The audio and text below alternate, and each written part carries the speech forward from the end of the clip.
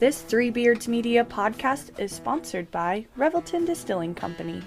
When Rob and Chrissy Taylor started following the Kentucky Bourbon Trail in 2012, they fell in love with not only bourbon, but the entire distilling process.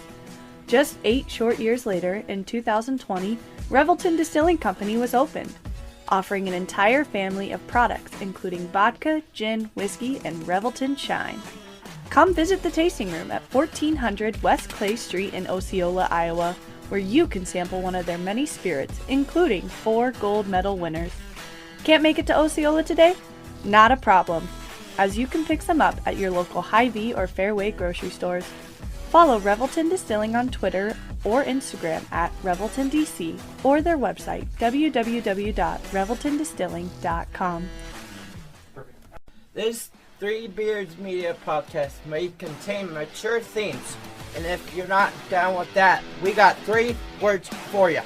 Like the podcast. Nailed it! Would you like to sample some of my nuts?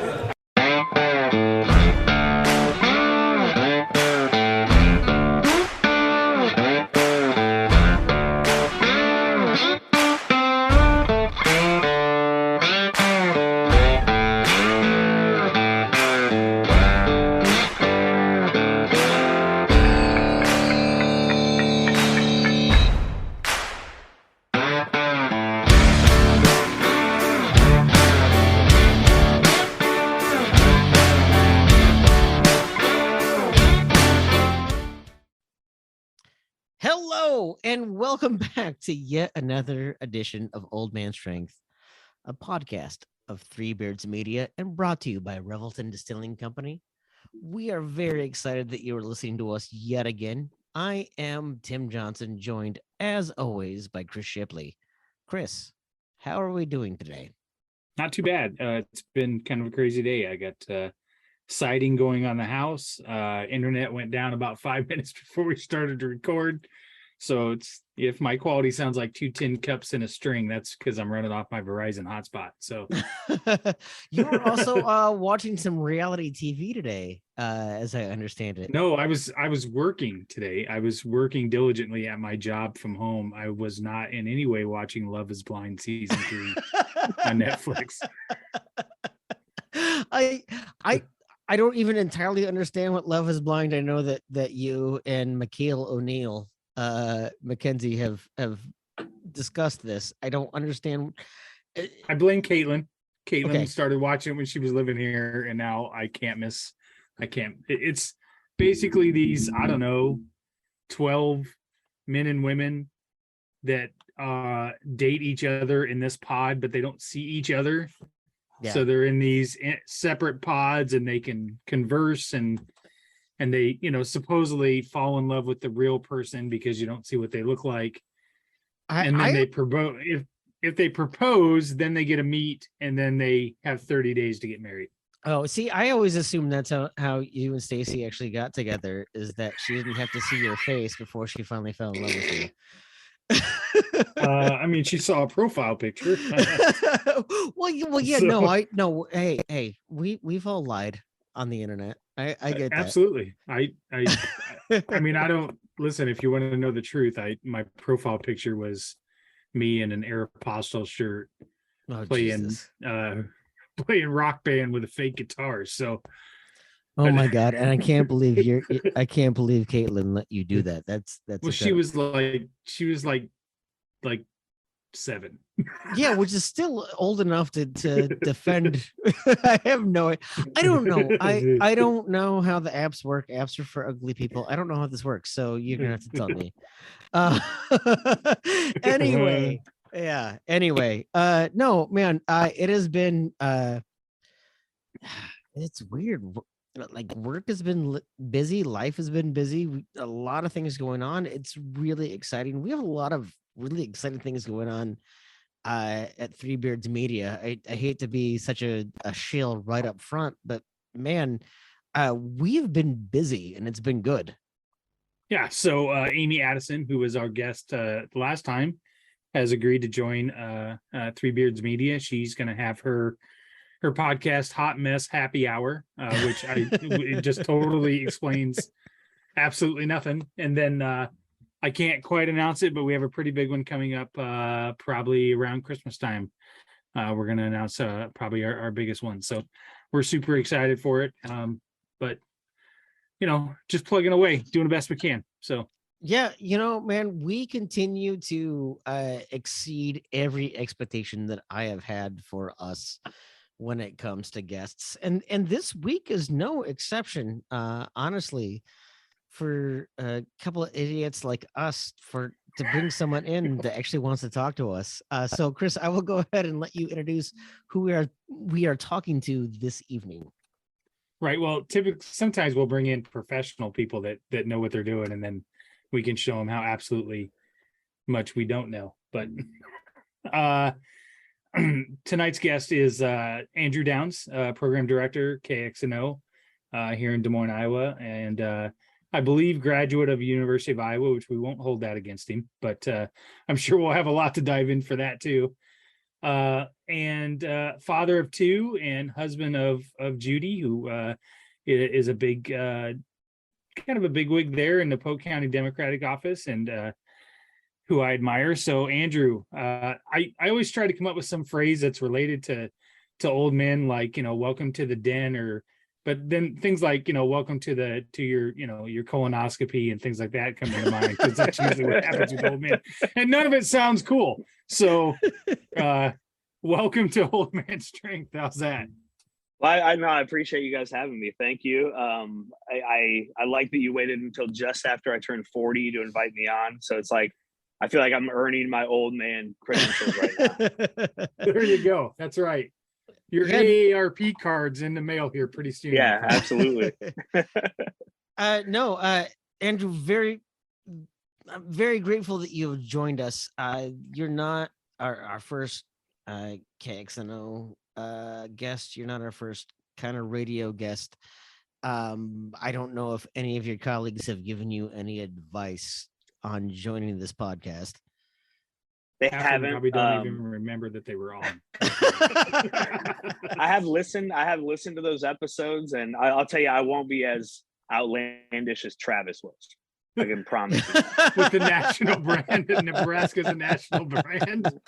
Yeah, he's still salty about that. Oh, I'm no. Hey, I can't be salty about something that got proven right over and over and over and over again ever since that podcast landed. I don't feel salty so much as vindicated and justified by that. No, Andrew, thank you very much for joining us. One thing that Chris and I get, I don't want to say accused of, I think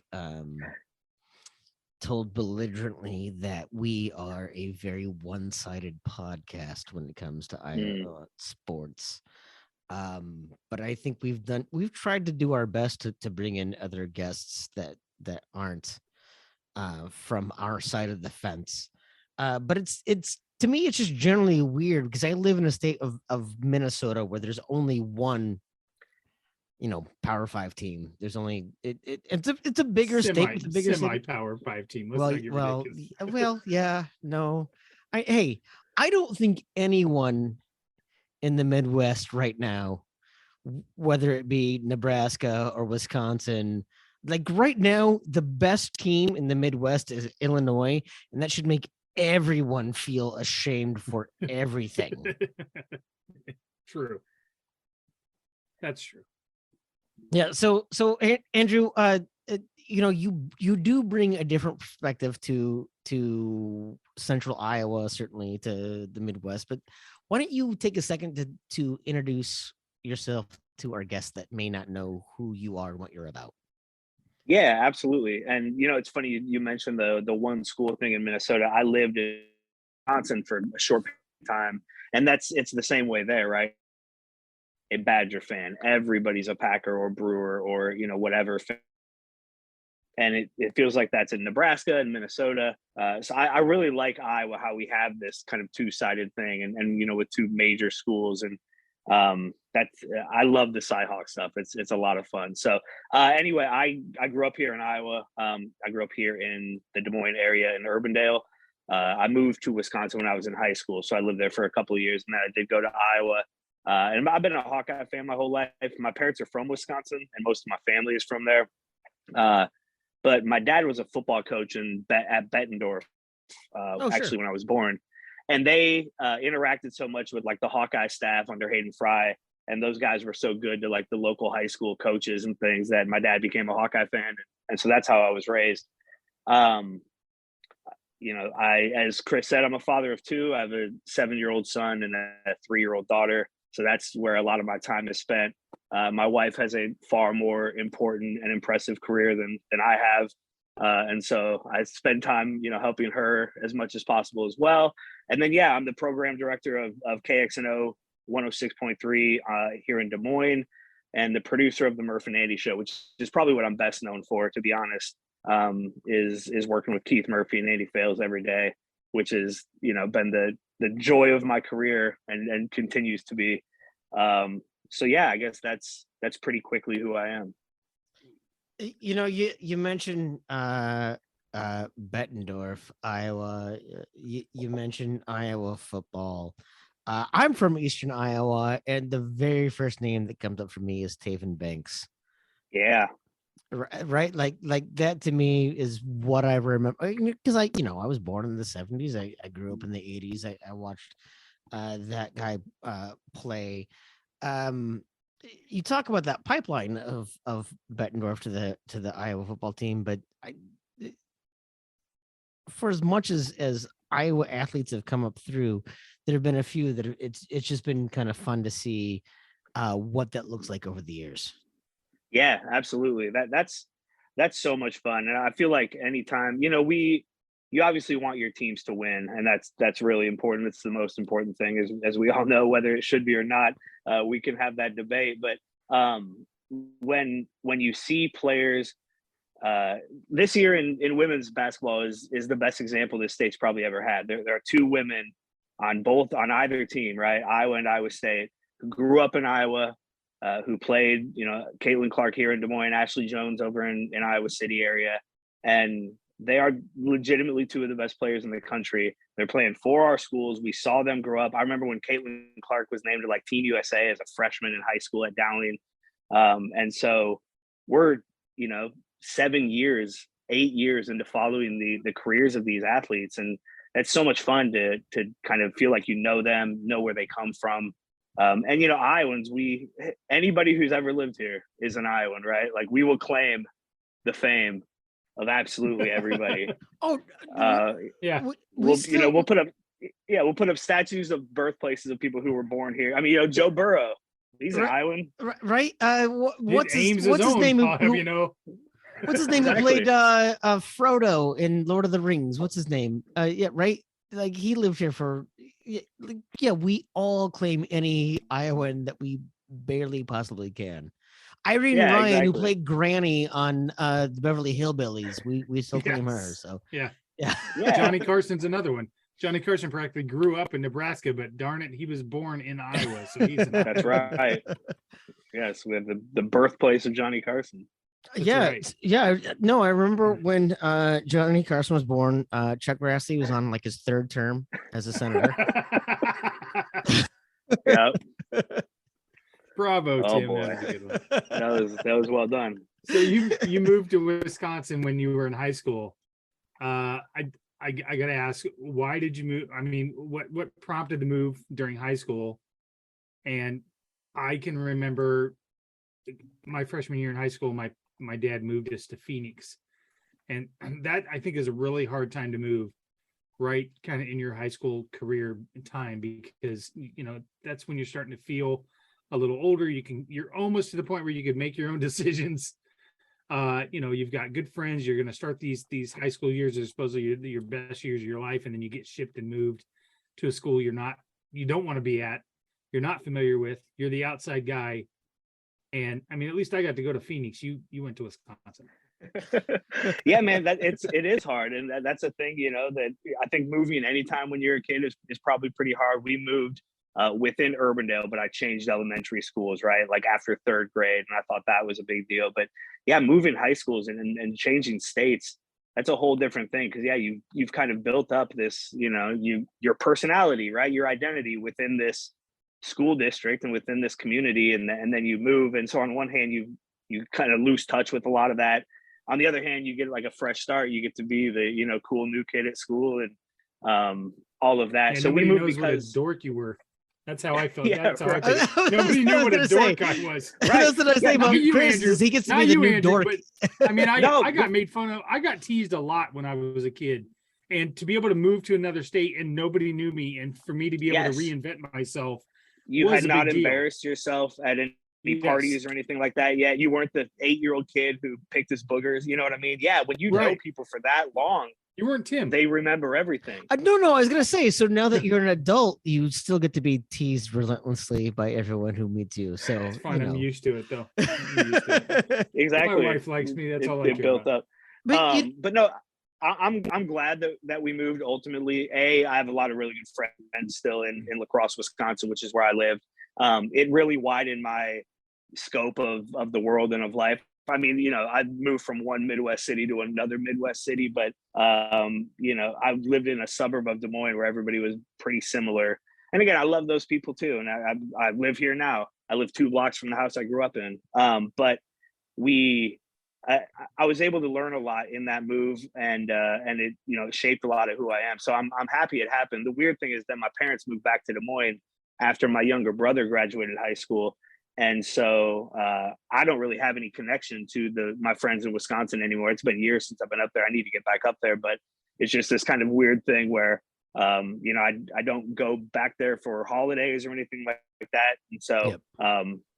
It's strange. Anyway, my dad got a job in Wisconsin. My dad was an educator. He was a coach at Bettendorf and a teacher.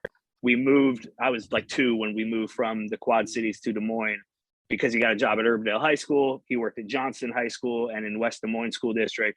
And then we moved to Wisconsin and before he came back and finished his career at Southeast Polk. So he decided to move for a chunk when I happened to just be in high school. So Sure.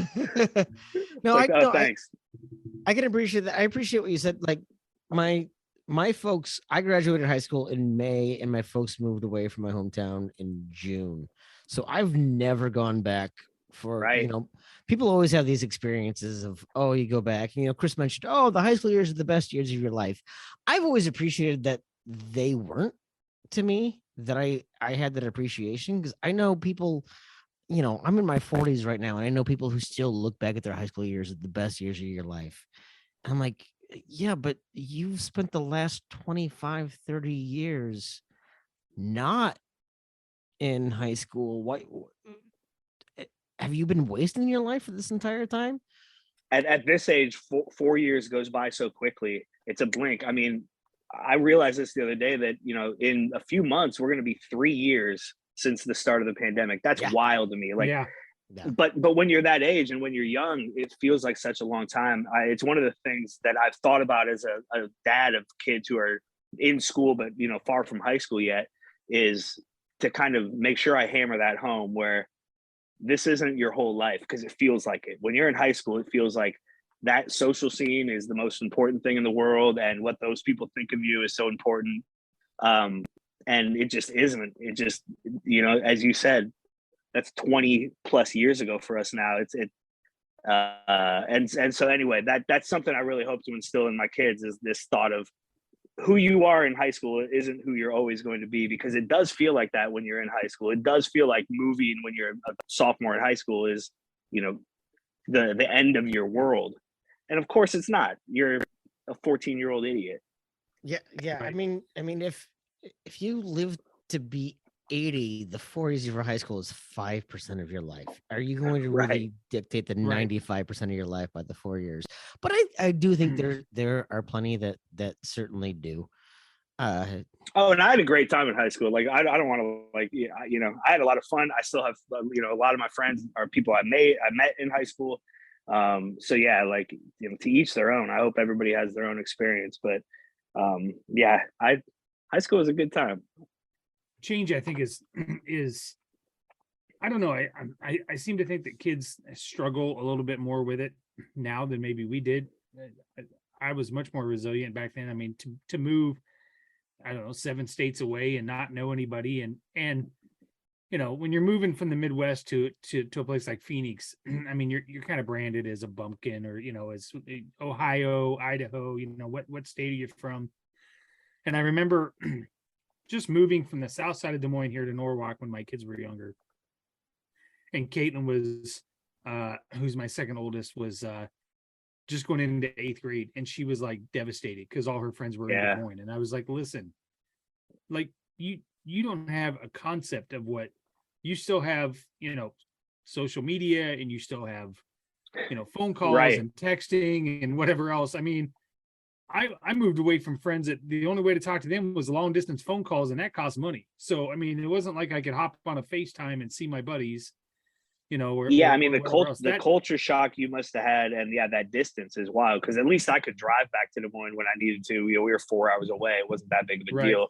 And it was right at the start of, I think I had like AOL Instant Messenger, like my junior year of high school. And so then I was able to start kind of keeping in contact with people at that point.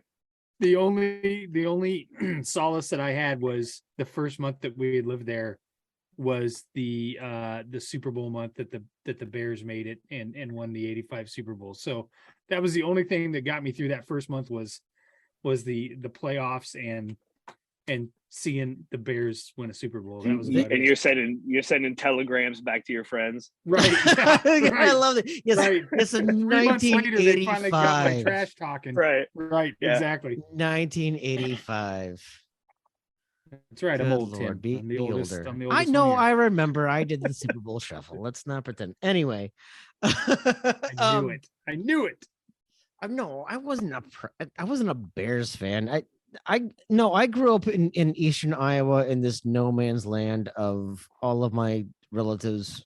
On my mom's side were Vikings fans, and then all of my friends were Bears fans, and my dad was just an Iowa State fan and didn't care. He only liked individual players. So like, I grew up wearing a Packer jersey and a Joe Montana jersey and a whole bunch of other things because I was a very conflicted, confused sports fan in Iowa. Where did you settle? Well, now so you're a Vikings fan now that you're up there. I mean, I've been in Minnesota now for 19 years, so I was a very reluctant Vikings fan. I grew up. The Twins were always my favorite American League team. You know, I remember watching the 87 series of the Twins versus the Cardinals and rooting for them, and the 91 series of the Twins versus the Braves and rooting for them. So I was always very much a Twins fan. It took me about 30 seconds to become a full-on Twins fan when I moved up here. Yeah. I was actually a North Stars fan. So I was angry about that. So I was maybe a little reluctant to become a Wild fan, but I didn't really have anyone else. My wife at the time was a Blues fan, and I knew I couldn't like them. You know, from basketball, I always rooted for whoever Jeff Hornacek played for when I was a kid. And so when I moved up here and Freddie Hoiberg was on the Timberwolves, it made it very easy. But for football, I did not want to like the Vikings for a long time. You know, and then that was the right instinct, probably. Well, I mean, like it would have saved you a lot of heartbreak, that's for sure. Right. It's funny because like I remember like sorry, fellow Vikings fans. I remember Gary Anderson. Like that one is going to hurt me, and more recently Blair Walsh. Yeah. And a Brett lot Favre. of other things. But like, well, I'm not even mad about the Brett Favre one. That one wasn't like a gimme. Like Gary Anderson didn't miss all year, right? No. And Blair Walsh missed like a 3-foot putt. Right, like Brett Favre was trying to make something happen in the end of the end zone. Like just that one, that was a Brett Favre. That was just move. karma. I mean, he's been known for that. Right. And so all of those I certainly get. But like when I first came, you wouldn't have wanted a Super Bowl with Brett Favre. Like right now, looking back, I don't think you would feel good about that. No, I don't. Well, but like everyone that's been a quarterback since I've been here, like I wouldn't have wanted a Dante Culpepper Super Bowl. Who would have wanted a Dante Right. Culpepper anything, You want a right? Kirk Cousins Super Bowl? Oh, good lord! Right? I mean, I can you imagine if Christian Ponder would have been like that? Would have been the Trent Dilferest thing to ever happen if he Rex would have. Grossman got the Bears to Listen, the Super Bowl. I was Right? just gonna say, I'd have took a Rex Grossman Super Bowl in a heartbeat. It wouldn't have bothered me one bit. Heck Yeah, yeah. well, that's true. The way I'd that have the took a city of Rex Chicago. Grossman one over Jay Cutler any day of the week. I can I was tell gonna you say, that. yeah, say the way the city of Chicago has treated Jay Cutler like he's anything other than a meme is pretty impressive. So Iowa fan, I'd be remiss to not get. I was thinking about this yesterday, and I held calling in to give my opinion because I wanted to hold it for you. So I worked for my dad. I worked for my dad for several years at our computer store, and at the end, I knew that I knew that the writing was on the wall, right? Like I knew that we were not going to make a go of this. Okay. And I remember my dad holding on because he didn't want to disappoint me, and he didn't want to have to tell me that I couldn't work there anymore because he was just worried about me, right? Mm-hmm. And I, as his son, knowing what he was going through, went to him and said, Dad, I'm going to be okay. Like, really, you need to do what's best for you. I'm, 20 some years old. I can find another job. You need to get out now before you lose everything. And I wonder sometimes if Brian isn't doing his dad a service by not going to his dad and saying, Dad, I realize that you're getting a lot of heat because of me. I'll step aside so that you can move on and save face here. And maybe you can, get somebody else in here and take the heat off you, and you can then retire on your own, on your legacy, instead of me dragging you down. Now, I'm not saying that that's fair or not fair, but as a son working with his father, I almost feel like Brian's doing him a disservice by not going to him and saying, Dad, I'm going to fall on the sword here for you. I'm 30 some years old. I can get another job somewhere. What are your thoughts about that? So I wouldn't be surprised. I doubt that's happened, but I bet if it did happen, Kirk would not accept it, right? Like Kirk, I believe Kirk will get rid of Brian, or Brian will find another place to go, or whatever. However that ends up looking, I believe I will have a different offensive coordinator next season. Kirk made a mistake by doubling down on the offense after last year, by making Brian the quarterback's coach, by not going into the transfer portal to find another quarterback. Some things like that. The offense was clearly broken to some extent last season. But the problem is Iowa won 10 games and played for a Big Ten championship. And yeah, they got blown out in that game. And it because wasn't they pretty won like in some of the 7 wins. of those games by like 3 inches. You're right. They also, but that's how. Welcome to this, Iowa State fans. Here's the thing: Chris Williams from Cyclone Fanatic and I have talked about this for years. Matt Campbell and Kirk Ferentz are very similar. Maybe not people, and maybe not in some ways, that are on the surface. But as far as their football philosophy, they are very similar. Oh yeah, and for sure. Losing 4 games by a total of 14 points is something you got to get used to, because that's how every game is. These games aren't always fun. They're usually anxiety ridden. Oh, we did plenty of that during the Paul Rhodes era, though. We had one season where we had 3 wins, and we should have been a bowl game if we had scored 6 more points. I'm not questioning the mettle or the fortitude of Iowa State fans by any means. I mean, my God, the things you guys have been through. Like the fact that you guys choose that life. For you guys for choosing that life. No, but like close games, these types of games are how they want to play. And so anyway, back to Brian. Kirk's just not going to change things in the middle of the year. He never has, he never will, to a detrimental effect at times, right? Like this isn't the first quarterback controversy where the guy who's playing quarterback is awful and everybody in the world is yelling to change quarterbacks and he just doesn't. This is like the 4th or 5th time that's happened in the 24 years under him. the problem is they usually win a lot of games. You know, two of the last 3 seasons they've won 10 games. The one they didn't was the COVID year where they lost the first 2 and then won 6 in a row. It's their defense is so good. Their special teams are so good. The offense is broken, but Kirk just doesn't change. He's not going to fire anybody in the middle of the season. So the fact that it's his son makes it absolutely adds to the situation, right? It is a completely different thing. It makes it so complicated on so many different levels, and it really makes it easy fodder for national media and local media and fans and everybody to kind of go after it. And that's on them. They brought this on themselves. I do think Kirk has earned the opportunity to try to make a change and see if he can rebound this. He's done it every time before. If he comes in the offseason and says, yeah, Brian's our offensive coordinator and we're bringing Spencer back for a COVID year, like that'll be a whole different situation. I think we have to give him the chance to finish a season, first of all.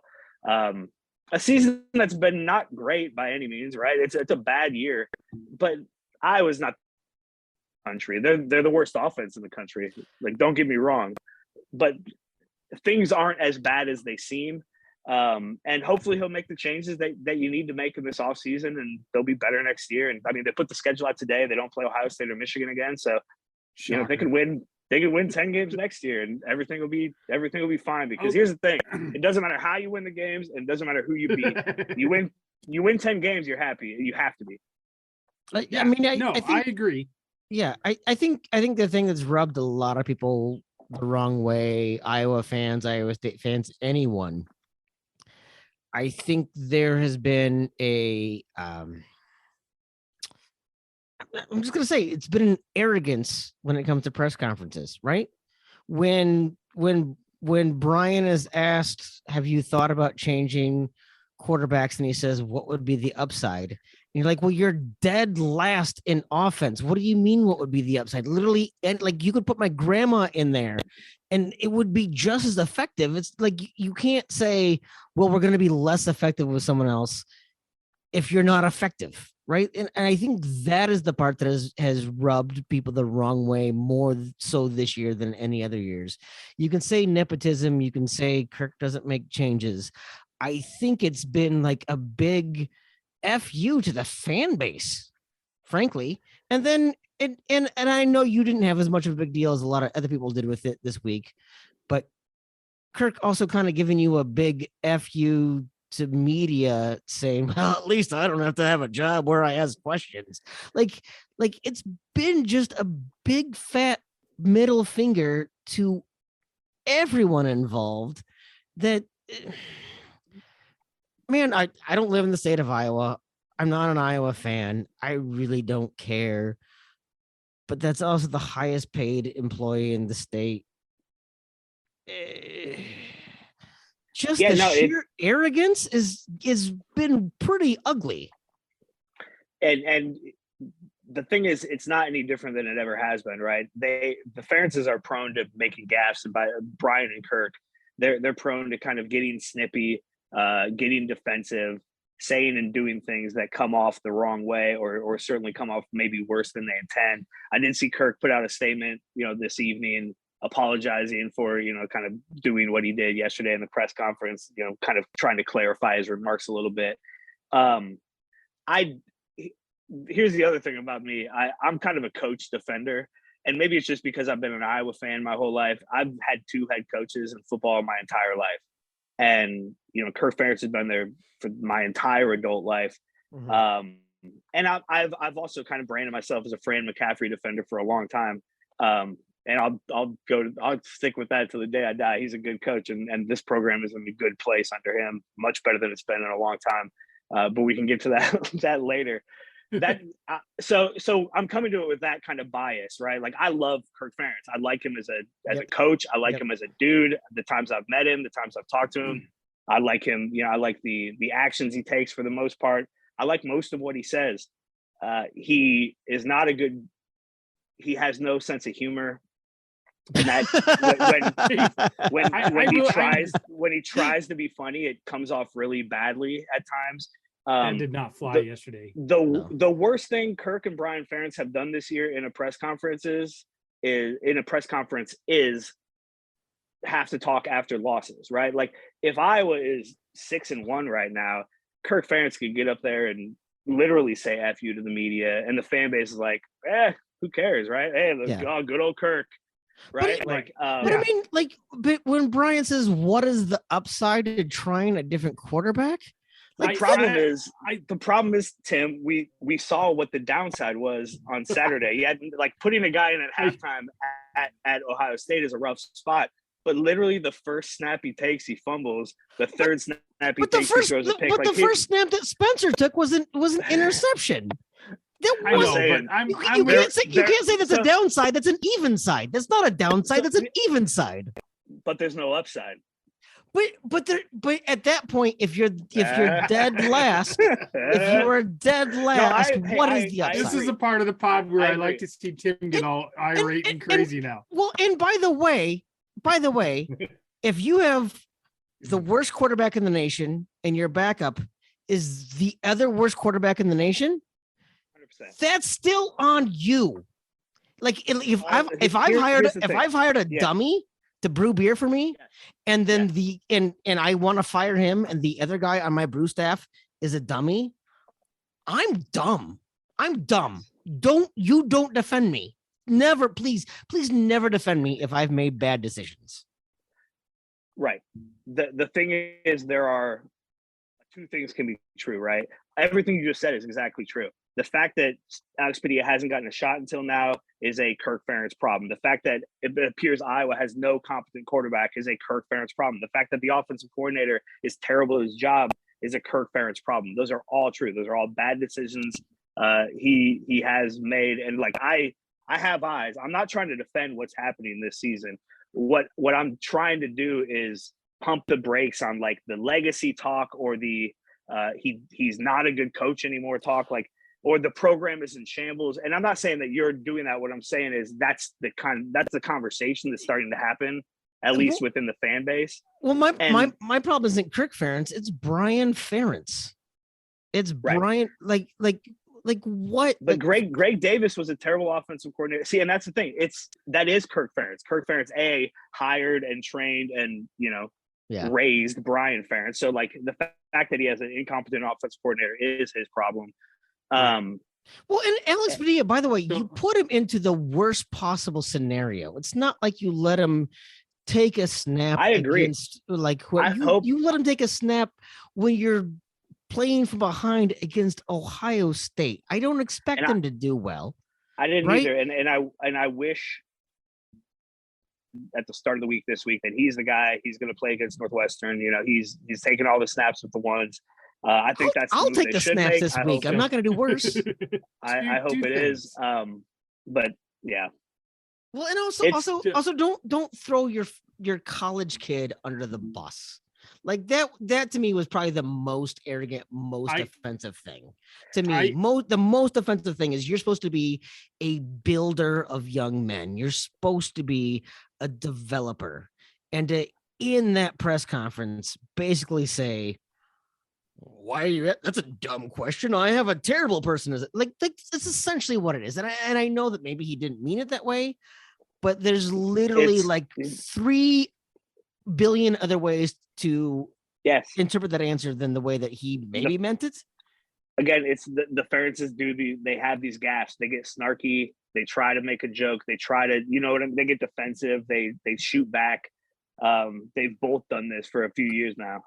Cool. You pay me a third of what they make, and I can also be terrible at my job and make gaffes in a press conference. I think that's the big thing. They're getting paid a lot of money, taxpayer money. But here's the thing, Tim. They've done a great job up until now, right? Brian Ferentz has done a great job up until now. Even last year when they had a good season, would you say they had a good offense? No, but so he has not done a good job up until now. Okay, I'll give you that. You're right. He has never been a great offensive coordinator, right?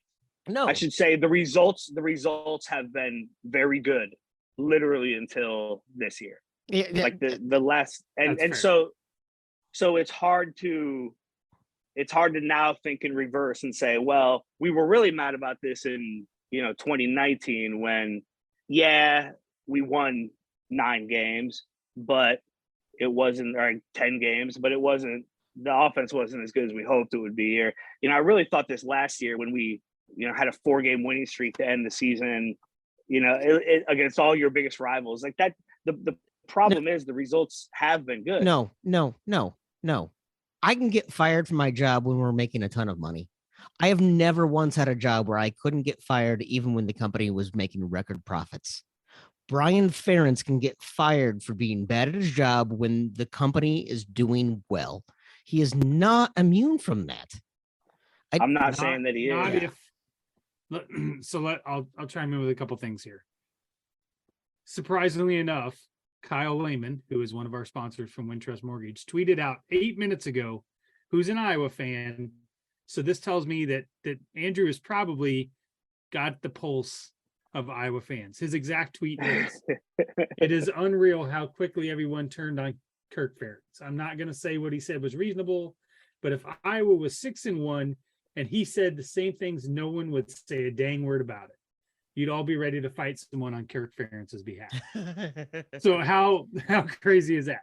But I think the problem with Kirk and a lot with Brian is their old school, gruff football, old school mentality. I don't think they know how to kind of lay a joke. That joke fell flat yesterday.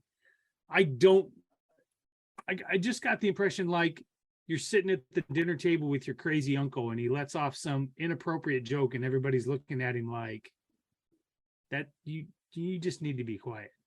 Like that was something you did not need to say. I think he really genuinely was trying to make a lighthearted joke and it fell flat and people ran with it. Brian, on the other hand, I think Brian is so irritable that he doesn't have a filter. He doesn't know how to clean things up. So when he was asked, what's the upside, what's the downside to starting him? I think in his mind, he thinks, well, I've seen this kid play in practice. He's terrible. I can't say that, right? He can't say, I'm not going to put Padilla out there because he's really bad. Yeah, but what he said was worse. On, Tim. He can't, but he can't say that. And I think he just glitches when he's like, I don't know how to answer this question. So I'm going to give a snarky answer, right? But if you're not good at your job and you're not good in front of the press, what are you getting paid for? What answer should he have given that would not have sounded like a complete jackass? And here I am, believe it or not, defending Brian Ferentz. Okay. You want to know how I answer that? Answer? Well, I Tim. Okay. What's the upside to? Okay. What's the upside to playing him when you know this kid's going to get out there and he's going to play just as bad, if not worse? Okay. We are constantly evaluating the performances of our quarterbacks and what assets they bring to the team.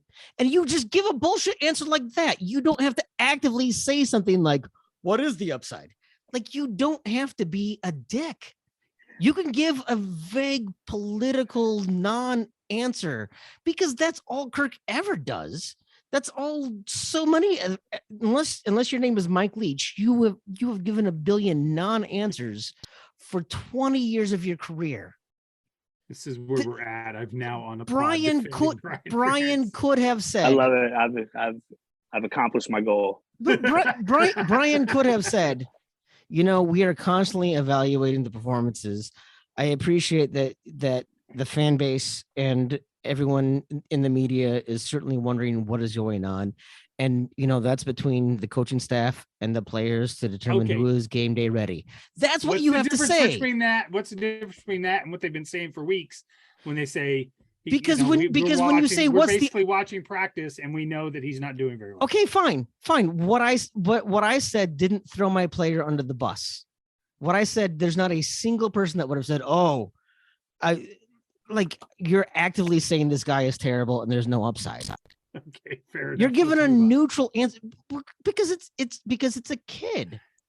So we agree that Brian Ferentz needs to lose his job this year. Yeah. Yes. Okay. Thank you for bringing us back. Even Andrew. Yes.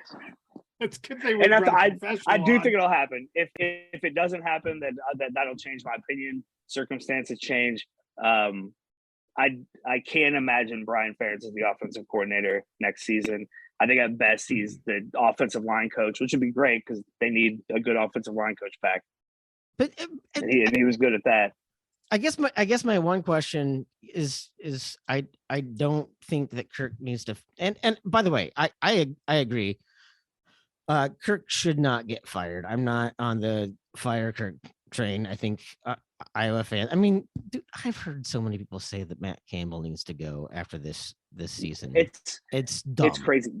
Dumb. These programs have to be allowed to have a bad season now and then. It's just going to happen. Like these teams are never going to win 10 games every year. They're never going to, they have to rebuild sometimes. You're going to miss on recruits sometimes. Guys, especially now, guys are going to transfer out sometimes and then change the entire trajectory of your season. It has to be okay. But you don't have to fire someone to make a change, right? No, absolutely not. Like Matt Campbell doesn't have to fire anyone to make a change at special teams. There's a big miss on special teams at Iowa State. He needs to hire someone, right? Right. He doesn't have to fire Tom Manning to Brian will make sure year. that Iowa State doesn't run up the middle from shotgun on 3rd and long every single goddamn time. Like Iowa State's new special teams coach Brian Ferentz. Yeah, you don't have to fire someone to make some of those changes. Like we see this all the time in the NFL. All the time in the NFL, where the offense isn't going right and the head coach takes over play calling duties, or they change something, or they make an analyst up in the booth make a change, or they send the offensive coordinator up. Like there are other changes that could be made that don't have to be fired. So this idea that Kirk doesn't fire someone in the middle of the season, well, he doesn't have to. But when your season is imploding and you actively look like you're not trying to do something different, it starts to feel like he's phoning it in. Yes, I mean, but again, this is like the 5th time in the Kirk Ferentz era that this exact scenario is played out. So I guess it's just like, it's kind of like, reading, it's like being on the radio every day, or, reading these columns, or it's just, yes, I agree. We all know, like you're just reiterating the same things over and over. And it's all true. Like, yeah, the offense is awful. I would like to think that they are actually trying to change things, right? I'd like to think that there are changes happening behind the scenes, whether that's, play calling or whatever that is. It's baffling to me that they haven't tried a different quarterback. It's baffling to me that they haven't tried some different things. They obviously feel like they're a touch away. Nobody else feels like that. So yeah, no, they're certainly in trouble right now. I'm not saying it's all hunky dory.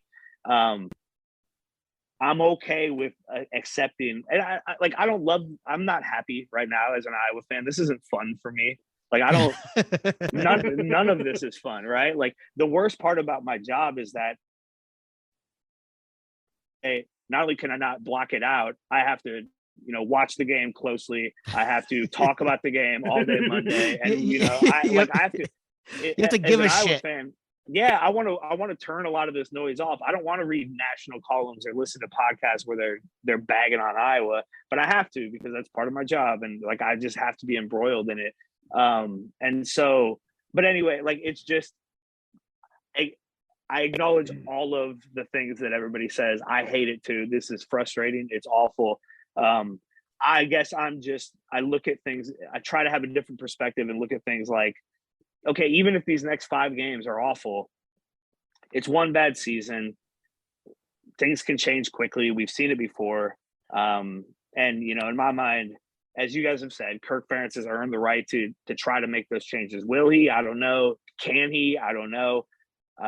If he doesn't, what happens? It'll get ugly because I don't know if Gary Barta has the capability of firing Kirk Ferentz. And so, people have to step in, big changes will have to be made. And the types of changes that just haven't happened at Iowa in a really, really long time. And so it's wild to me how quickly a lot of people have jumped to and it's less fire Kirk Ferentz because that's prohibitively expensive. Isn't it like $42 million or something like that? Yeah, I think it's $42 million after this year. So like that's almost certainly not in the cards. But this, just even the thought of like pushing him out, or even the thought that this is like a tarnish to his legacy. Maybe it ultimately will be, but like having one bad season isn't a tarnish to a legacy. If it all ends up going downhill and the offense is even worse next year and they lose a bunch of games and he heads out the door, you know, after several losing seasons with the cupboard bare, that's a different story. We're 7 games in to the first bad season he's had in a decade. It's just way too early to start talking about things like that. It's just we have to allow it to play out. I'm old enough to remember the end of the Hayden Fry era, and don't get me wrong. Like Hayden Fry took the team that set the record for the consecutive seasons without a winning season, and in 3 years turned them into a Rose Bowl team. Like Hayden Fry is as much as I hate to admit it, I never wanted to admit it, Hayden Fry is a legend. But I remember the end of the Hayden Fry era, when everyone said he has been here too long. He's done. I mean, it's almost kind of like Bill Snyder in a way, where right, and they're Gary from the Patterson same cloth. at TCU. That just happened, Gary, right, where yes, you have made us who we are. Thank you. Move on. And I'm not saying that Kirk is there, and like you said, he has owned his. His destiny is his. Yeah, it may get there. It felt like this in 2014. 2014 was at the end of that season, which again was a 7-6 season, but they lost the bowl game, and that was the first time I, as an Iowa fan, was like, "This is it might be time to do something different here. This isn't working anymore." Yeah.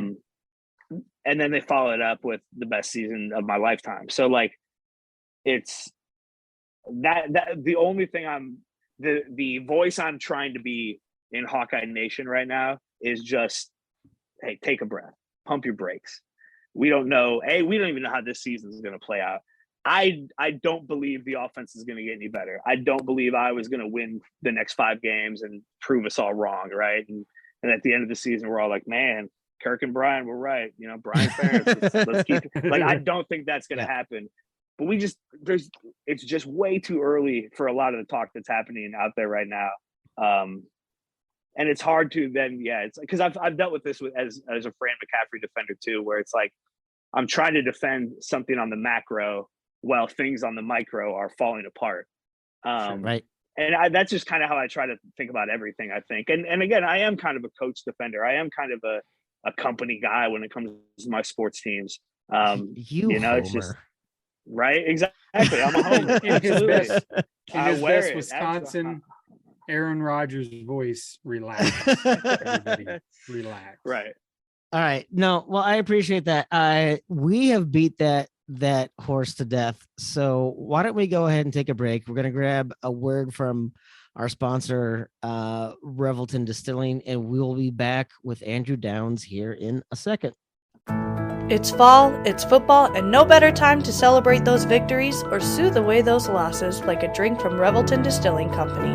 Imagine a cool, crisp Saturday morning at your tailgate, friends and family enjoying a quick morning cup of coffee spiced up with Revelton's Whiskey Cream and Liqueur. Their cream liqueur is made from a 3-year-old Iowa corn bourbon whiskey with a cream and notes of chocolate and honey. Wow, does that not sound like the perfect way to begin a day watching your favorite team dominate on the field? Then after the game, sit back and relax with one of a kind honey old fashioned with Revelton's Honey Whiskey. Oh, and something new and exciting is on the horizon. So be sure to check out all their updates on their Twitter or Instagram page at ReveltonDC. Welcome back once again. In case you blacked out, you are listening to Old Man Strength, a podcast of Three Beards Media. We have a lot of great content at Three Beards Media, between Sigh of the Storm or Fill in the Blank with Anya or Bitter Units, or what am I missing, Chris? Hot Mess with Hot Mess Happy Hours coming up. So absolutely, yes, the new podcast. Hot Mess the Happy boys Hour. are on a break. The boys at WS Twin Warriors are on a break because they found girlfriends at school, so they're on a break. Oh boy, I can So can only imagine. Well, excellent. So you are listening to us, and we are joined again by Andrew Downs. Andrew, we're going to switch gears here. We're not going to harp anymore on Iowa football and all Thank of you. the challenges there. I reserve it's the right to Bears come football back. time now, baby. No, I'm just kidding.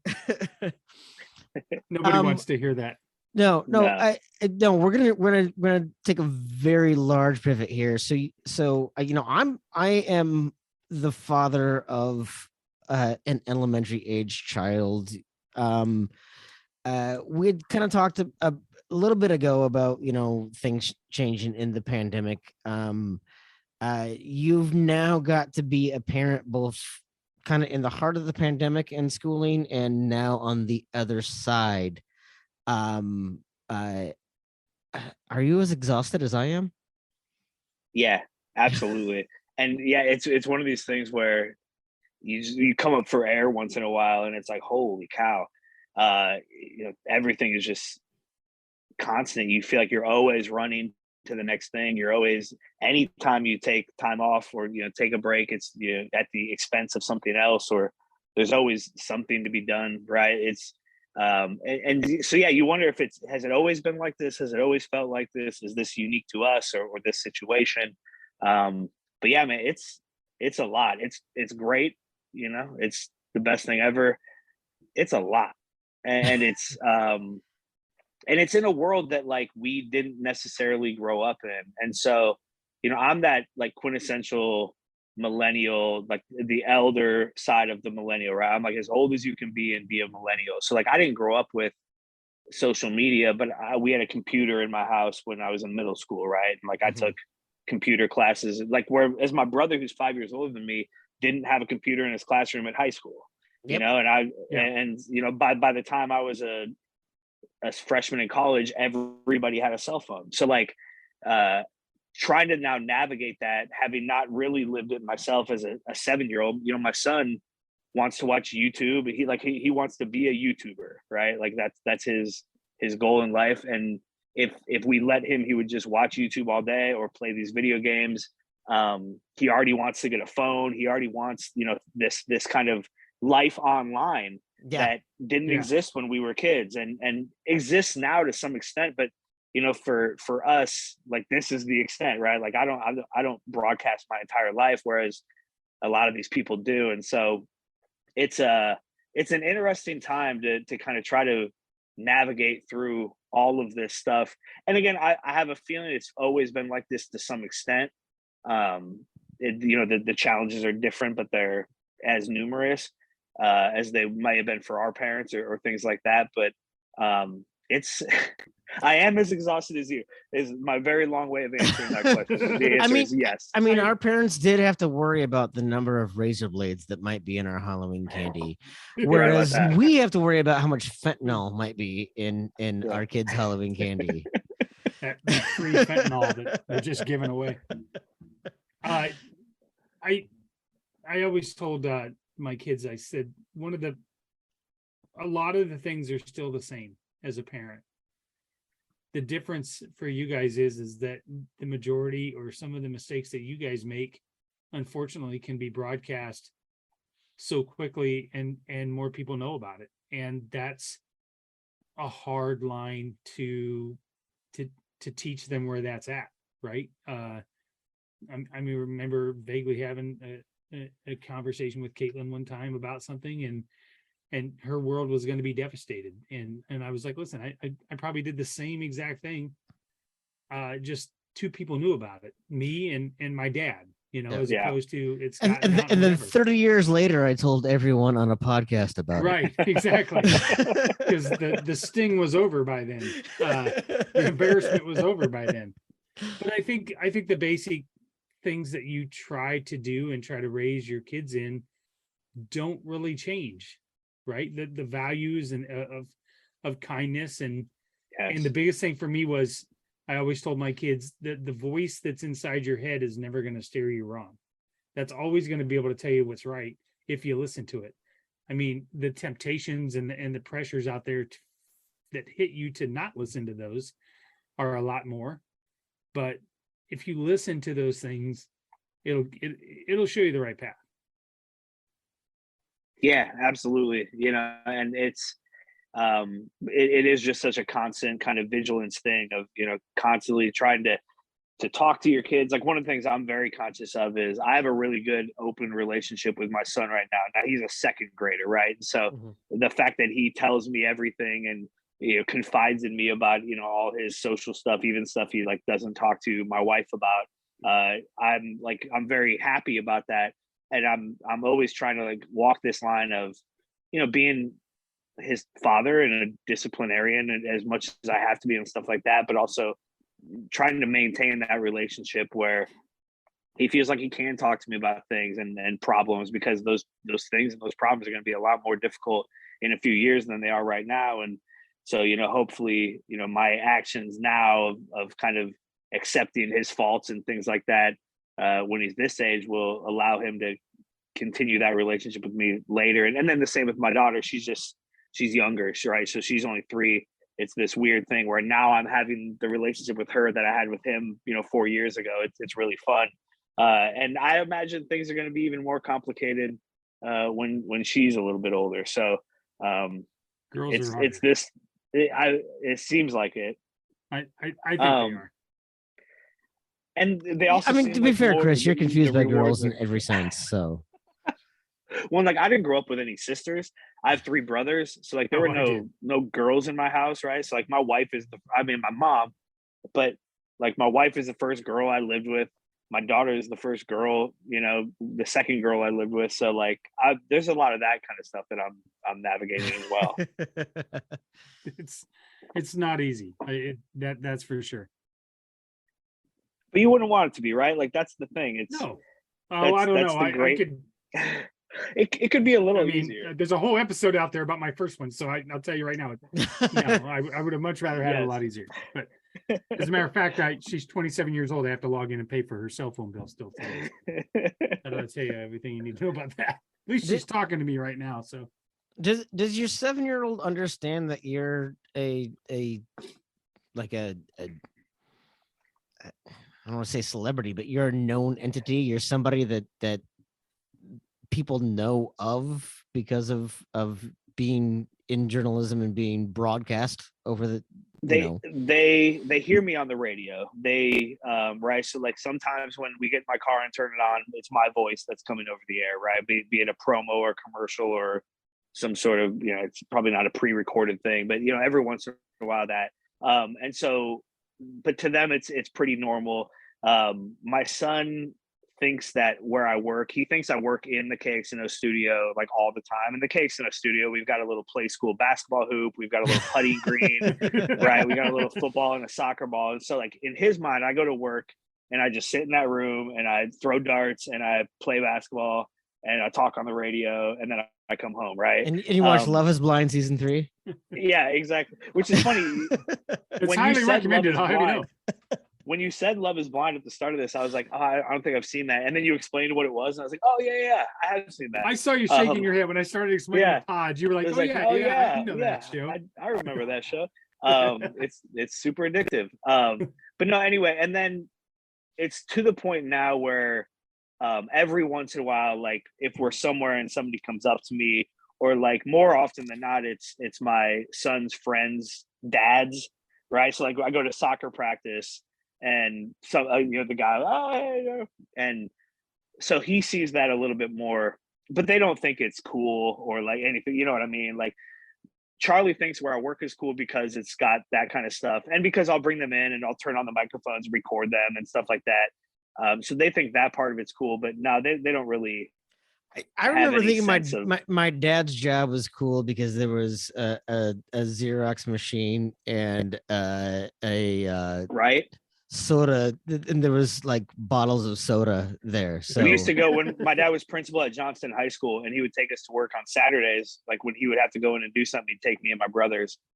And the fact that you could like go into like the front office and call one of the classrooms on the phone, we would that's all we would do, right? Like, oh, go to room 302, and then you call and like stuff like that. Yeah, so everybody thinks it's cool. What did you want to be? A lot better childhood I did. I I used to have to go haul sheetrock and go to the truck and get the tool and get. Well, that's because you weren't a good kid, though, Chris. That's no, but Andrew, why what do you want to be when you grow up? Yeah, shit on my memories. I don't know. I never really wanted to be anything. Really, I mean, I guess the thing I wanted to be more than anything was once I like got to the age I could kind of understand it. I wanted to be a music producer. That's what I wanted to do. I wanted to like, sit at one of those boards and help bands or artists or whatever make music. I used to do some of that stuff on my own. There was this program, a computer program called Acid Pro, where it was like a music production program, and I used to just mess around with that for hours and hours when I was in college. But I never really thought that was possible, so I never really went all into that. I went to college. I was a history and political science major, and that's mostly just because those are the things I liked. I never really had a career path out of that. I realized I didn't want to be a teacher, mostly because my dad was an educator and I didn't want to be a superintendent. I knew that. And so I figured, why enter a field where I don't want to be, the highest job possible? Yeah. I regret that sometimes now. I think being a teacher would be cool. I do kind of, there's a part of me that wishes I would have gone that route. I think I would like that. Although these last few years would have been really hard, I'm sure, as they are for a lot of teachers. But anyway, I've never been like a planner, right? I've never had, I hate when I'm asked like, what's your 5-year goal or things like that. I'm not a goal oriented person. So like growing up, I would think I would want to be things. And then I'd be like, oh, being a police officer would be fun. I'm like 8 years old. Like I'd like to be a cop. And they'd be like, then you have to write speed tickets all day. I'm like, that would suck. I could always find something about every job that I didn't want to do. Right. And so I just never had settled on anything. So I completely fell into radio. Like the fact that and then I just happened to be good at the technical aspect of it. Like that's why I am where I am, is because I'd spent so many hours kind of messing around with audio and editing things, and just kind of playing with that stuff. You talk about you mentioned your daughter, Chris, at some point, and like when I was 26, I moved from Iowa City back to Des Moines, and I moved in with my parents, and I didn't have a job. I had finished school, and I was just working in Iowa City, and I went downtown one night, and I was like 24, 25. And I felt old as hell, right? Because in Iowa City, you get in the bars when you're like 19. Yeah. And I was like, I can't live here anymore, right? So I moved back to Des Moines without a job, without anything. And I started working at Half Price Books in West Des Moines full time. I was just doing that. And that was fun. Like, I like being in a bookstore. I like books. I could still be doing that. But anyway, my dad was like, what do you want to do? And I said, I've always just liked audio. I've always liked playing around with this stuff. And Joel McRae, who's still my boss, is the division president here at iHeart Media Des Moines. My dad knew him a little bit because his kids went to the school where my dad was superintendent. And my dad was like, I think I could get you a lunch with this guy in radio. I was like, all right, cool, let's do that. And then, so Joel was nice enough to let me come in, and I had lunch with him. He brought me around the studio. And that day I met Ross Peterson, and it just so happened that Ross used to hang out with my older brother when they were both college age. When my brother was at Grandview, he played baseball with some of Ross's high school buddies, and they used to hang out. And I looked like my brother, and Ross was like, hey, do I know you? And so we made this connection, and like Ross just took me under his wing right away. He was like, so I was at iHeart, like it was Clear Channel back then. This is 2008. And I wasn't hired, I wasn't getting paid. I quit the job at Half Price Books because I had this opportunity, and I was lucky enough that I lived with my parents, so I didn't have to pay rent. I didn't have to worry about any of that. And I basically worked unpaid in radio for a few months before they finally hired me part-time and let me come in and do some things. And so I'm like the quintessential, it's who you know, not what you know. And like, again, if I didn't have my parents' ability to kind of put me up in my mid-20s and let me find myself again, I have no idea where I would be right now. I just fell into this. And then, it just so happened when I sat down at one of those audio boards that I still sit at every day with Murph and Andy, it just all kind of made sense to me. It all just like clicked in my brain. It's how my brain works, is how these knobs and buttons, and like it didn't take me long at all to figure it out. I liked it. I still like, that's still my favorite part of my day. My job has gotten much more complicated over the past 15 years. And there are parts of it, just like everybody's job, that absolutely suck and that I hate. Sure. But that part of my job, I still love it. Like every day, even when I have to talk about how bad Iowa is at football or, stuff like that. It's like to be able to sit at that board and like have control of the station. And then the fact that I get to talk to, some of my best friends in the world who are, some of the best who have ever done this, that just adds on to it. And so, I don't know what I wanted to be when I grew up. I never thought this was possible. I never thought I would have this kind of a life or this kind of a platform, or, to be able to talk about the Iowa Hawkeyes as a job. One of the first things I got to do after I started at KXNO was, be in the press box of an Iowa game. And like the first thing I saw when I got off the elevator in the press box was Hayden Fry. And I was like, oh my God, like I could die now. And that was a long time ago. I've done so many cool things in my career that I never even considered any of this. And so the fact that like even you guys want to talk to me is still to this day like wild to me. Like I'm just some dude, right? Like I happen to grab onto this thing and it's taken to me where I am. And so yeah, it's cool, it's fun. But I didn't want to be this when I grew up. I know that. Well, we're glad that that we could give you the recognition that you deserve by coming on this big, huge show here of Old Man Strength. Glad that we could give your career a boost.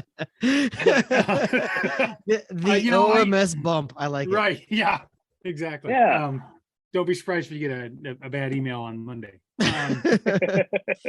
But you said, and listen, probably not on the same grand scheme, and I have to keep remembering that it's everybody's like dream of certain things or whatever. I'm sitting here 52 years old. And 2 years ago when we started this, we didn't know what it was going to become. And next thing you know, Dan McCarney says yes to come on to talk to us. Yeah. Who I idolized growing up and going to school, and having Marcus Pfizer come on and now be part of our team and things like that. It's just things like that you never in a million years you would think that you would happen, which is what happens when you just take a chance and you go for it. You know what I mean?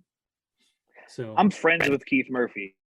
Like that in and of itself, growing up here in Des Moines in the 90s, Keith Murphy was all of it, right? Like he was the guy. Yeah. And I remember the whole thing was Sports Center wanted him, and this was Sports Center was Sports Center. It was when it was when we would all wake up on a Saturday or like a summer morning and just watch it over and over again.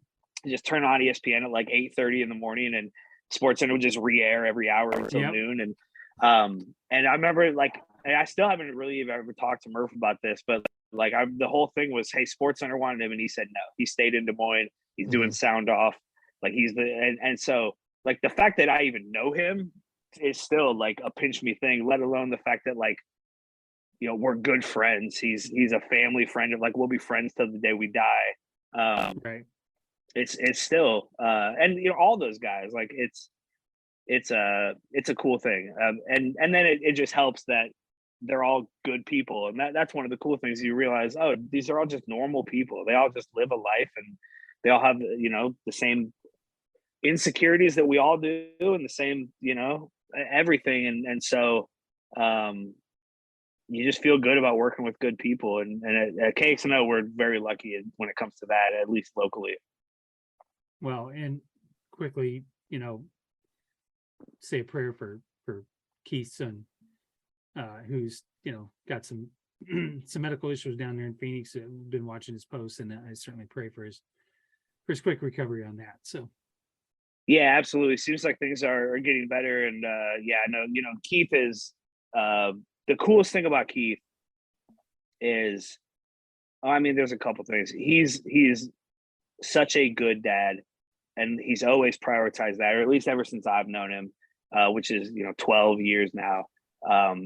The priority he gives to his kids and that part of his life is has shaped me in a lot of ways. It's mentored me in a lot of ways. And he's the hardest worker I know.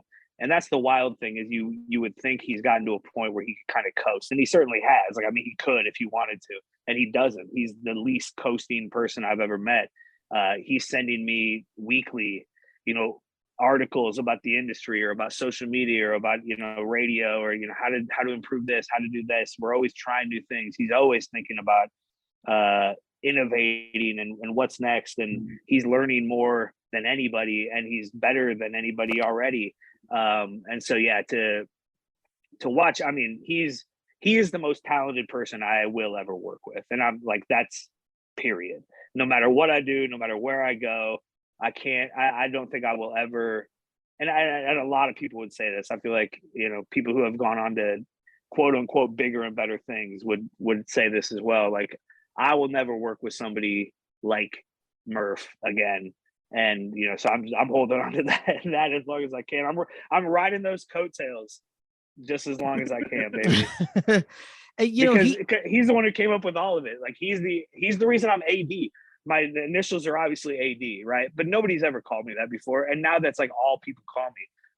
The audio drop of the day was his idea. Trending Eye with throwdowns, all of the stuff that I do on that show came from him. All of the stuff that almost everybody does in his circle comes from him. If not the initial idea itself, the kind of honing of it, the perfecting of it. I'm literally not AD without Keith Murphy. I'm not the producer of that show. I'm not the program director at KXNO. I probably don't have a career in this industry if that dude didn't decide that he liked me and wanted to see me succeed. And he's always struck me as a very, like, not just a creative or hardworking guy, but a very genuine guy, and B, a guy who genuinely likes his job. Yeah, absolutely. Anxieties and all of those things, but again he works harder than anybody does. He loves doing it. He doesn't need to do most of this stuff, right? Like, he doesn't need to have two jobs right now. He certainly doesn't need to do 2 hours of radio, which, I mean, the way that we prep that show, he's working on that show for a couple hours a day before we go on the air. We all are. I mean, we all put a lot into that show. That's why it is what it is. And so, but yeah, he's a genuine dude. He's an honest dude. He encourages everybody else to be that too. One of the first things he said to me was, "We're not going to pretend you're not a Hawkeye fan. Like, that is who you are. That's part of who you are. Mm-hmm.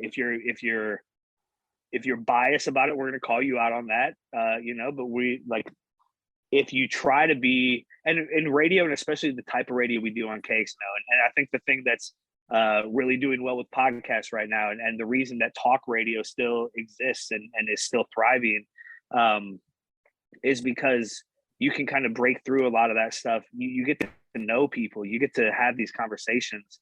And so even though, like, you guys as Cyclone fans know me as a Hawkeye fan, and maybe know me a little bit as a guy who likes to poke the bear when it comes to the Cyclones and some stuff like that, you also know I'm a dude, and I'm a dad, and I try to be a good guy. And, like, I think that's the thing that's lost in social media that is so prevalent in the type of radio we do on KXNO, the type of podcast you guys do, where it's none of us is one thing, and you try to boil us down to these kind of boxes, and that's where we get into a lot of trouble, because none of us really fit in those boxes. We're all very complicated people.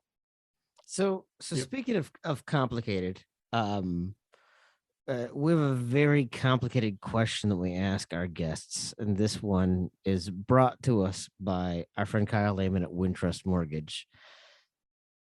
Andrew, you have said that you have listened to this podcast in the past, so I hope that you're prepared for this, but I also hope that you're not prepared for this. So, Chris, why don't you go ahead and ask him our Wintrust question? Are you in the market for a new house and unsure of the mortgage process? Want to know that you have someone looking out for you? Kyle Lehman from Wintrust Mortgage is a down-to-earth, knowledgeable lender who can be there for you in your corner. He can work with you in any of the 50 states and is just what you need to expand your home search. Kyle will work with you through the entire process with little to no work from you. Take the worry of the mortgage process out of the equation so that you can focus on looking for your dream home. Contact Kyle at www.wintrust.com/Kyle-Lehman or call him at 515-473-0546. So it's a question we asked the majority of our guests. You've done a lot of growing up, certainly being a father in the last 10 years and your job changes and things like that. What is 2022 Andrew Downs go back and tell 2012 Andrew Downs? One piece of advice. Don't worry about it, because I find myself getting caught up in the anxieties of the moment, and then looking back and realizing, oh, like, so what I always try to remind myself is, what I'm worried about today, a year from now is going to seem silly, and a year from now I'll be just as worried as I am right now. Right, I'll have just as much anxiety, but it'll be about something completely different. And so that tells me that I shouldn't give too much merit to whatever it is I'm worrying about today, even if it feels like a big thing, even if it feels like the end of the world, right? It's most likely, and obviously this is within context, right? This is kind of small potato daily anxieties. But yeah, that's I think the advice I give is, just don't worry about it. It's all going to turn out okay. You're going to turn 40 and feel good about everything, and No, I'm sorry, Andrew, I regret to inform you that it is all downhill from there. No, after 40 you can't feel good about anything. The advice I give myself is don't trust Brian Ferentz with your offer.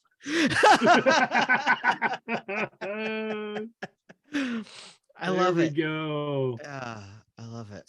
So in the spirit of don't worry about it, I'm going to pivot into this last little segment, and then we'll get you out of here. Judy, your wife, is part of the Polk County Democrats, who I absolutely have the utmost respect for, because you talk about somebody that has no filter and and works in the trenches for the better part and for the good. Do you find it sometimes you take a little bit of heat sometimes online and defend her a little bit? Is it hard to do that? Is it hard to take the criticism of her with you when you have such a public persona? Because if it was me, I'd be much more angrier than you seem to be about it sometimes. It's it's a thing that we both have had to learn about each other, is try not to take a whole lot of offense on behalf of the other person. It's a difficult thing. She gets more upset about people who come at me than I do, and I get more upset about people who come at her than she does, right? Because to her, it's like, it's water off her back. It's like, okay, I know it's not true, whatever it is. And to me, it's like, that's my wife, it's like, and that's how I want to act. And it's vice versa. Like she gets pissed at people on my behalf, right? And I'm like, don't worry. Like, why are you worrying about that? What I learned very early in my relationship with Judy is that she doesn't need anybody to defend her. She's got it covered. And in fact, I'll probably sound kind of like an idiot when I try to do it. She's like, no, trust me, I don't need your help. Can you please stop? You make it work for herself. Your mouth. And honestly, like, she could speak on my behalf for all I care. Like, I'd like, that's the way this arrangement would go if it went one way or the other. But no, it is hard. We do both live public lives. We are both, at times outspoken about different things. And you open yourself up to that, and it's harder when it's in like real life than it is when it's on social media. But that's much more with her. I get very few people, almost nobody will ever come up to me and tell me they don't like me. Now, people will say things that they think are compliments that really aren't. But that's different than like telling me they don't like me. Right. She gets death threats. You know what I mean? Like, she has, she lives in a different, it's I've a different thing. And so across online, that's why I asked, because I think right, exactly. If you get a chance, tell her I admire her, because she does not back down, and she's in. I thoroughly believe that the local politics and the local races are more crucial now than in any time in our history, because I think that the more and more that we don't pay attention to these smaller races, and we let people in that are on the extreme, and I will be brutally honest and say on both sides, because there are some extreme. Yeah. I had an argument with a guy today on Twitter who was like, I'm going to call into the Cyclone Reaction show and I'm just going to point blank ask Jack Whitfer about the allegations and blah, blah, blah. And I was like, you're an idiot. Like, you are so far on the fringe that you're just giving the rest of us, nobody's going to listen to your narrative. You have an agenda. You know, Chris, I think right now the political landscape is largely defined by subtlety and nuance. So I don't know that I know, right? It's a hellscape, man. I know. It's wild. But no, you're right. I mean, local elections are more important than they've ever been. It's where this type of kind of governing is done, and it's also the place you can make such a big impact. And that's like the thing I've admired a lot about my wife and what she's done is she wasn't in politics 8 years ago. It was the 2016 election, and like we went to the caucus, we had our newborn son, strapped to her chest, and she raised her hand and she spoke out and she moved people and she changed people's minds, and we walked out of there and it was like, I made a difference tonight, and it wasn't that hard, and maybe I should try to do this more. And what it turns out that especially at the local level, it's the people who show up that determine what happens. And there's a lot of really good people, I'm sure, on both sides that are showing up and doing that work, and a lot of people who just don't pay attention to it at all, and aren't plugged in at all. And so that's such an important part of our political landscape that gets so overlooked by so many. And it is incredibly important, and it's hard, and it's not fun. Like being in politics right now is not fun. My wife was on the school board. She got elected to the school board in 2017. And it was, to try to improve the schools for our kids in the community we live in. Right. And then 3 years later, it becomes the most political position you can hold. And again, she's getting death threats and protests and, Facebook groups named anti her, you know what I mean? Well, it's all that critical race theory that exactly. It gets so toxic that it drives the good people out of it. And that's a shame, because it is so important. That's the problem is that the good people leave. And what's that leave? I'm a registered Democrat, and I was ready to vote Republican in 2016 until, Ted Cruz looked like a legitimate option to people. And then that was scary enough. And, that was scary enough. But, the Warren County. Things have gotten weird. Things have gotten weird. Right. Well, when Ted Cruz looks like a normal candidate, you've got serious problems. But the Warren County Democrats down here, I literally had to go look and see who was running for Iowa Senate or for Iowa congressman in my district today, because I didn't know. And that's a failure on the Democratic Party. And I've said before, I think sometimes that's, I think, part of again, the reason why I admire her so much is because she has not thrown up her hands and says, well, we're in a red state, so we're not going to win. And I think that's happened a lot in some of these rural areas, even just outside of Des Moines. Norwalk is not represented. I have no idea who that person is.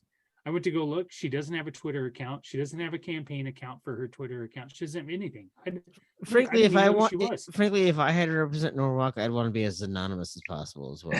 Okay, all right. I'd live in a different district like Jack Whitfer. Oh, funny. Okay, well, you know what? Andrew, we have taken up enough. We do have one last segment that I think we really need to. It's a brand new segment.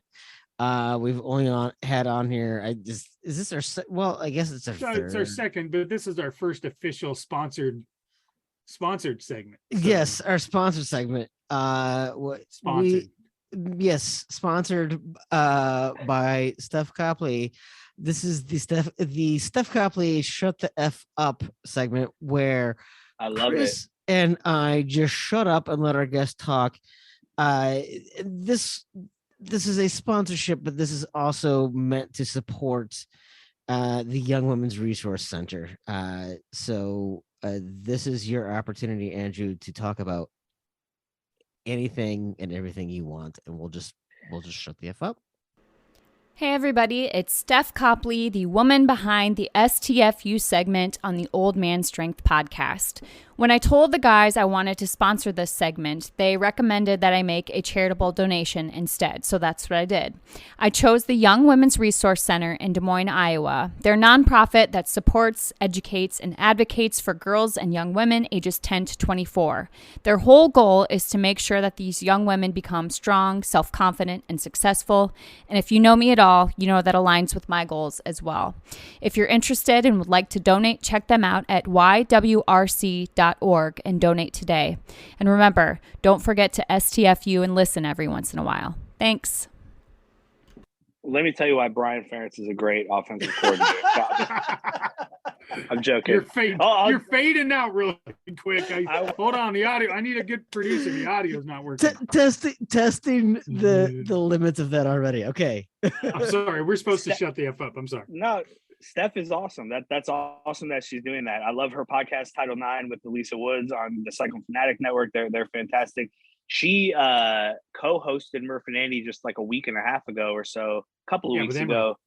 Yeah, with Emery, and they did a fantastic job. She is great, and is a good representative if you guys as cycling fans.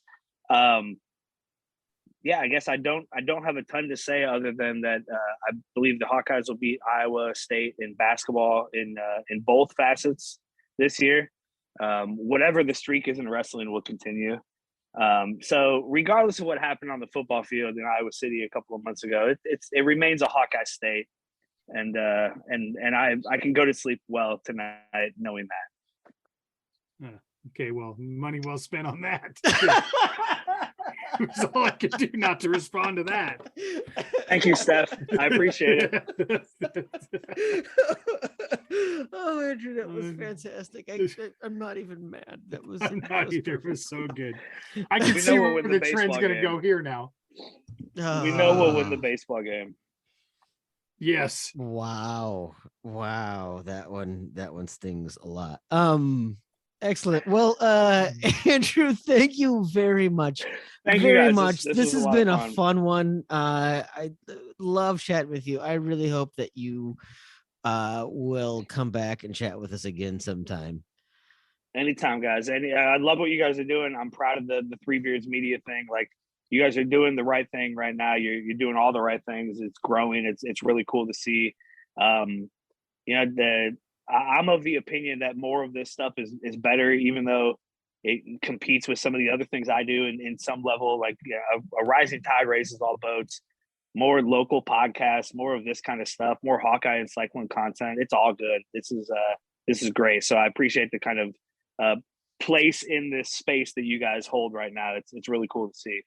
Oh, that is high praise and not anything I will ever edit anything out of context whatsoever. No, we appreciate it. We appreciate you listeners for hanging out with us for a bit of a long one, but a good one. A lot of great stuff. Again, thank you very much for listening to Old Man Strength and all of the Three Beards Media content. Please go ahead and check us out online.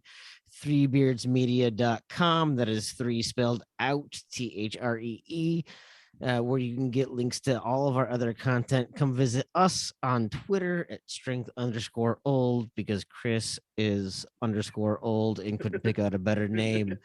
He is Cygrad Cydad. I am Tim Johnson, MN. Andrew, where can people find you online? At Andrew C. Downs. Perfect. So please go ahead and check him out. And with that, Chris, do you have anything else? Let's go.